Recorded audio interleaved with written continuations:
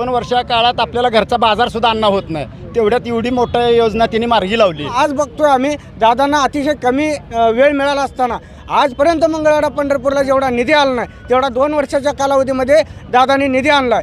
माझे वडील समाधान दादा अवताडे यांच्या प्रयत्नाला आज यश आलं। फक्के मारले, कागद दावले, रेगा वाढल्या, दगाड पांढरं केलं, आता पाणी आलंय, मग पाणी आलंय, पाणी आमच्या डोळ्यात सुद्धा येईना त्यांचं ऐकून। आणि दादांचं एक ब्रीद वाक्य होतं, मी जरी दुष्काळात जन्मलो असलो तरी दुष्काळात मरणार नाही, हा शब्द त्यांनी ठासून सांगितलेला होता आणि आज तो शब्द त्यांनी खऱ्या अर्थानं खरा करून दावलेला आहे। पाणीदार आमदार समाधानदादा अवताडे यांचं 24 गावच्या नागरिकांच्या वतीनं त्याचबरोबर तालुक्याच्या वतीने हार्दिक अभिनंदन करतो की त्याने अतिशय कमी कालावधीमध्ये हा प्रश्न मार्गी लावला।